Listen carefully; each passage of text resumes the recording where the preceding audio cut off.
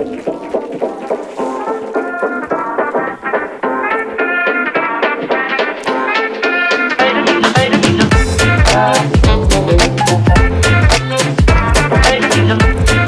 tous. Bonjour Adrien. Alors on va parler de stratégie de contenu, on va continuer à en parler, on va parler de connaissances clients, on va parler d'innovation puisqu'on vient d'en parler avec Claudine. C'est un petit peu un résumé rapide de la feuille de votre feuille de route, en tout cas de la mission qui vous a été confiée en arrivant chez L'Oréal. Alors ce qui est rigolo, c'est qu'on a commencé la matinée avec Arnaud Jean Girard chez Adidas. Il se trouve que vous venez d'Adidas, donc quelque part ça boucle la boucle. Et puis Charlotte, voilà, pour la circularité, ça marche aussi. Adrien, du coup, peut-être on peut commencer par ça. Qu'est-ce que votre passé chez Adidas pourra vous apporter à la tête du digital et du marketing de L'Oréal ? Alors c'est une très bonne question.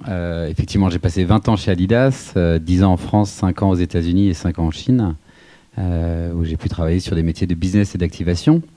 Mais ça, c'est le passé. Et dans le digital, il faut toujours être proche de l'actualité, du quotidien, parce qu'il y a tellement de choses à faire. Et ça bouge tellement vite. Il y a sans doute déjà la connaissance d'écosystèmes différents. Les États-Unis et la Chine particulièrement sont des écosystèmes très différents par rapport au marché européen. Et il y a sans doute énormément de choses à y apprendre, en tout cas à y prendre, d'inspiration dans la manière de travailler. Le marché américain est très drivé par le consommateur. La consumer centricity est très forte aux États-Unis. Et c'est quelque chose qui peut nous driver, qui peut vraiment nous apporter aussi une valeur ajoutée, une valeur incrémentale. Et on voit aussi dans le full funnel, on en parlera certainement, que la consumer centricity, notamment à travers la fidélité, la fidélisation à la fin du funnel, est un élément majeur. Le deuxième élément, c'est la Chine, il y a un écosystème en fait à part entière qui se crée entre le social, l'e-commerce, la data, et qui permet de voir certainement où on va aller petit à petit en termes de distribution. Et puis j'étais assez inspiré par effectivement l'intervenante juste avant sur Royal Canin. On voit bien effectivement que ce full funnel et cet écosystème, cette création d'écosystème, c'est quelque chose que certaines marques se font. Donc déjà ça c'est un premier point. Le deuxième élément également, c'est sans doute l'expérience. La capacité à générer des expériences uniques aux consommateurs à travers une approche communautaire. C'est quelque chose qui est fait dans d'autres industries et qui a sans doute aussi vocation à se développer. Puis le dernier point, c'est sans doute l'e-commerce, avec le développement de l'e-commerce qui devient un élément majeur de notre business. Vous l'avez vu dans les derniers chiffres qui ont été partagés par le groupe, mais c'est un point très important effectivement dans notre développement. Et donc voilà, ces trois éléments qui sont sans doute essentiels dans notre développement. Voilà. Et alors, où est-ce que vous en êtes justement dans la personnalisation, dans les étapes de personnalisation dans le funnel ? Est-ce que vous avez maintenant une science assez avancée là-dessus ? Alors effectivement, la personnalisation, c'est un élément absolument essentiel dans le full funnel. Commencer par la considération, enfin la notoriété et la considération à l'achat et terminer enfin par la fidélisation. C'est un élément absolument important. On a la chance d'avoir un portefeuille de marques large sur le marché français qui nous permet aussi d'avoir une très belle assise en termes de données consommateurs. Donc déjà, ces données consommateurs, oui, on va les utiliser pour fidéliser nos clients actuels, notamment sur nos sites D2C, dans lesquels on peut retargeter effectivement nos consommateurs simplement par une bonne connaissance de leurs achats, une analyse assez pointue sur comment construire des paniers d'achat, sur les marques auxquelles elles sont fidèles. Et puis on a une intelligence commune, parce que si un consommateur s'obtine pour une marque, on peut le targeter seulement avec une seule marque, bien entendu, mais on va développer une intelligence commune de la manière de convertir avec ce consommateur, la manière d'aborder une communication avec lui. Donc cette maturité data, elle commence vraiment à s'opérer sur notre site e-commerce. Ça, c'est le premier élément. Le deuxième élément, c'est comment on va utiliser notre data first party pour être plus précis également dans notre engagement média, pour avoir une connaissance du parcours du consommateur, de savoir où il est dans son funnel avec nous, est-ce qu'il est dans la notoriété ou la considération ou l'achat. Et selon ces différentes parties du voyage dans lequel il est avec nous, on va lui proposer différents types de contenus et différentes offres. Donc voilà, on en est actuellement. Et tout ça, c'est soutenu par du machine learning, de l'intelligence artificielle, qui nous permet d'être encore plus précis et d'apprendre au fur et à mesure que l'on avance avec ce consommateur. Donc 3 éléments, l'e-commerce, le média et enfin soutenu par le pouvoir de la donnée. Voilà. Sur la stratégie de contenu, vous pilotez, je crois, aujourd'hui 55 marques, c'est ça, sur L'Oréal? Alors en France, effectivement, on est le marché local, le marché effectivement premier de L'Oréal en termes d'histoire. Et donc de ce fait, effectivement, on a un portefeuille de marques assez important, avec plus de 50 marques. On a discuté tout au long de la matinée des différents funnels en fonction des objectifs, en fonction des typologies de marques, en fonction finalement de chacun, en se disant au final, je crois qu'on retient qu'il y a un funnel par marque, pratiquement par cas. Comment est-ce que vous travaillez aujourd'hui pour arriver à répondre à 55 besoins différents et à modéliser peut-être 55 funnels différents, adapter 55 stratégies de contenu? Chaque marque a vraiment son autonomie dans sa manière d'aborder le marché et de le comprendre. Donc voilà, on a vraiment une approche par marque, d'approche média par marque. Il n'empêche que derrière, il peut y avoir aussi un socle commun, une stratégie commune qui nous permet de voir vers où on veut aller dans cette approche. Mais il faut garder une autonomie de marque parce que dans la façon, déjà, les contenus ne sont pas les mêmes, les problématiques sont aussi pas toujours les mêmes. Entre un parfum et une crème soin, il y a pas du tout les mêmes aspirations. On ne peut pas du tout modéliser, justement, automatiser une partie de la réflexion. Non, je pense qu'il y a une science déjà qui existe, certes, mais il y a aussi l'art qui est derrière. Et donc, chaque marque a aussi sa capacité à générer de la valeur en fonction du brief, en fonction du produit, en fonction de la maturité du consommateur. Et puis, si on ajoute ce qu'on vient de se dire sur le consommateur et sur la data, ça apporte encore une autre échelle de complexité. Donc, par rapport à ça, on va avoir une certaine science de où on veut se trouver d'un point de vue d'équilibre de médias entre du média traditionnel, du média digital, du média à la performance. Voilà. On va appeler ça des golden rules, mais qui sont là pour nous aider à prendre des décisions. À partir de ce moment-là, après, on va décliner ces golden rules de manière différente selon les typologies de produits, les typologies de marques et les objectifs d'un brief média. D'accord. Alors vous avez quand même un objectif au niveau groupe qui s'appelle Road to 50 et qui consiste à accélérer dans l'e-commerce. Donc je suppose que les 50 c'est des pourcents et que comment est-ce que vous allez faire? Enfin, je veux dire, quels sont vos leviers pour le coup pour cette Alors, accélération? effectivement, on a publié les résultats du groupe. On est à plus de 30% aujourd'hui de part ouais. d'e-commerce, qui est quelque chose qui montre bien la dynamique vers laquelle on va. C'est quelque chose de très important pour nous, effectivement, sur le marché français. Notre croissance est drivée par l'e-commerce. Et donc, voilà, on est en train de mettre en place une stratégie de développement qui s'appuie déjà sur nos propres sites. En D2C, qui s'appuie également avec nos partenaires e-retailers qui sont aussi dans ce développement-là, donc on les accompagne. Et là, on voit bien que les synergies de partenariat qu'on a créées avec eux sur le offline depuis de nombreuses années nous aident également à développer cette partie retailer. C'est quelque chose qui est win-win. Donc on opère avec eux sur de la data, notamment sur des partages de données, dans lesquels on a des partenariats spécifiques pour utiliser la donnée de nos e-retailers et pouvoir également la travailler en partenariat avec eux. Donc les retailers sont un élément absolument critique dans ce développement de l'e-commerce.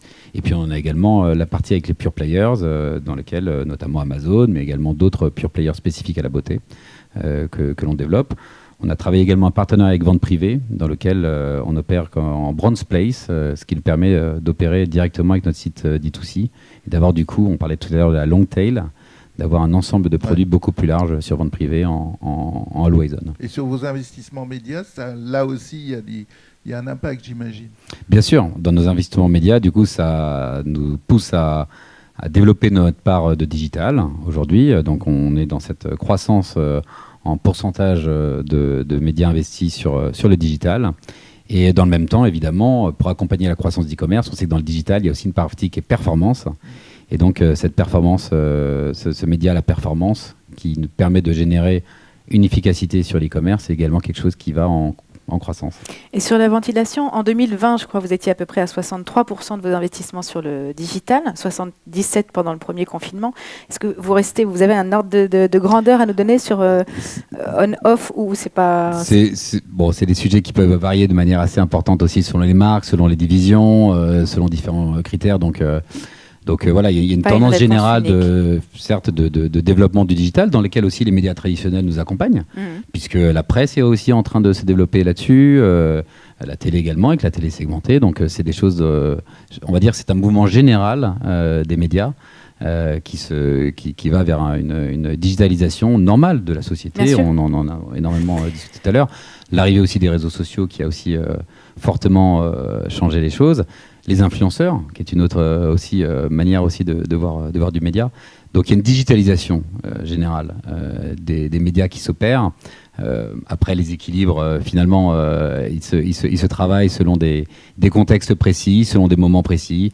On sait que le dernier trimestre va être un moment assez important en e-commerce, donc on va peut-être pousser un peu plus cet angle-là à ce moment-là. Donc on va s'adapter en fonction des marques et des briefs. Voilà. D'accord.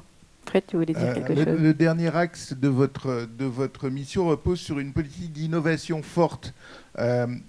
Et quelle est votre perception de l'état du marché sur ce sujet ? Je pense qu'on est vraiment à la croisée de chemins. Il y a énormément de choses qui se déroulent, notamment en France, et il faut qu'on en soit conscient. On a un marché avec une grande connaissance, on va dire, scientifique. On a une formation très forte et beaucoup de talents qui s'exportent à l'étranger. Et déjà, il faut en être conscient qu'il y a un vrai patrimoine en France de la connaissance, notamment de la data. Et certainement, ça sera quand même un des socles essentiels du développement. On commence aussi à voir le Web3 qui commence à arriver, qui va aussi apporter des nouvelles innovations sur le marché et qu'il faudra suivre de près. Donc on voit qu'on est à la croisée de chemins et qu'il y a énormément de choses qui se déroulent. Chez L'Oréal, notre parti pris, c'est ce qu'on appelle la beauty tech.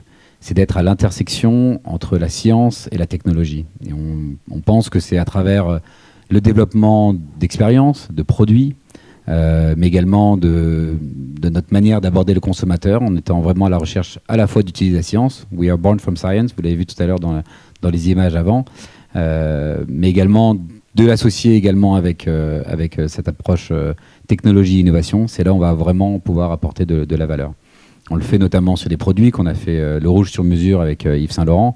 C'est la capacité d'avoir des teintes colorielles extrêmement variées pour s'adapter aux différentes aspirations des consommatrices.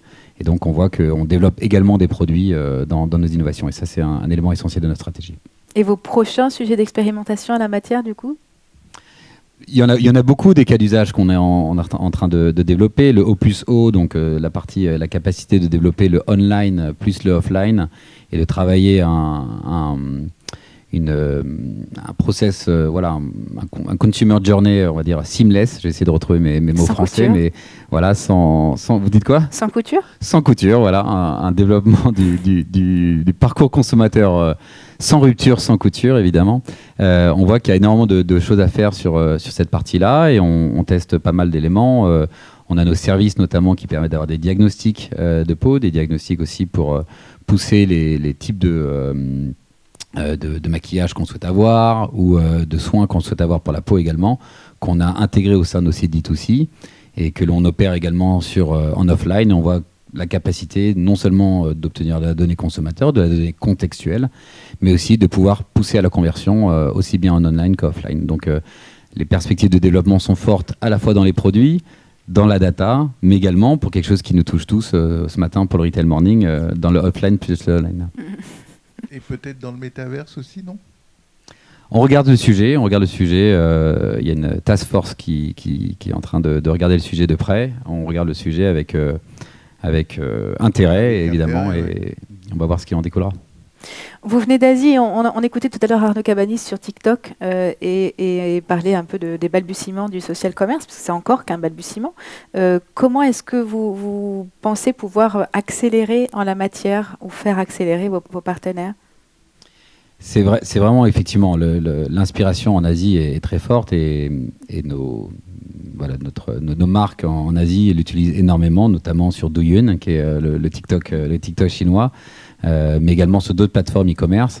Et la Chine a un parcours là vraiment absolument sans rupture sur le social commerce, puisque en un seul clic, on passe finalement d'un contenu social à l'achat, sans même parfois s'en rendre compte. Donc ça va extrêmement vite. Les plateformes mettent cela en place. Et Arnaud, on travaille main dans la main avec Arnaud pour travailler ce sujet-là, notamment avec TikTok. On travaille aussi avec d'autres plateformes sociales pour accélérer ce process. C'est évident qu'avoir un parcours le plus naturel possible conduira à une augmentation du social commerce. Mais dans le même temps, voilà, on fait des proof of concept. Donc on fait énormément de tests avec tous nos partenaires des réseaux sociaux, que ce soit le groupe Meta sur Instagram, que ce soit aussi avec TikTok, sur tous les pays européens, pour comprendre. Déjà pour essayer de comprendre quels sont les bons usages pour parvenir à gagner cela en Europe. On s'appuie également sur les influenceurs pour y arriver. L'année dernière, on a fait plus de 120 000 live streams dans le monde entier sur le groupe L'Oréal. Donc, le live stream est également un moyen de bien comprendre, à la fois de faire de la notoriété, mais également en même temps de pousser de la considération, voire de l'achat quand on arrive à convertir. Donc, on regarde ça de très près, puisque nul doute que ça sera un élément très important à l'avenir de l'e-commerce. Merci beaucoup. Eh bien, merci beaucoup. On peut peut-être finir par la question. Vous n'avez pas eu votre question. Alors, tous les deux. D'accord, je pioche pour vous. Tu aussi, d'accord. Non, je choisis. Poser des questions, je me disais, c'est pas mal quand même. Quel a été votre pire boulot? J'en ai vraiment pas eu. Enfin, non, c'est vraiment mon pire boulot. Sinon, j'ai créé un slogan pour vous-même. J'ai bien aimé tous mes boulots. C'est très difficile. J'ai été très chanceux sur mon premier métier. J'étais chef de produit pour les maillots de l'Olympique de Marseille, qui est mon club préféré. Donc, j'étais tout de suite à la bonne enseigne. Et je suis très heureux dans mon métier aujourd'hui chez L'Oréal. Je ne sais pas vous dire, j'ai fait un mois à travailler pour la Propreté de Paris quand j'étais 17 ans. Voilà, c'était aussi très intéressant. Je ne saurais pas vous dire, mon pire boulot, je ne sais pas. C'est une bonne nouvelle. Sur les bancs de l'école, peut-être. Ah, c'est une bonne nouvelle. Frédéric, que chanteriez-vous lors d'une soirée karaoké? Ce sera la dernière question. Oula. J'ai rien inventé. Bon, c'est bien, oui. I've been loving you too long. Et là, il faudrait qu'on soit reliés et qu'on puisse le lancer. Merci à vous deux. Merci beaucoup. Merci.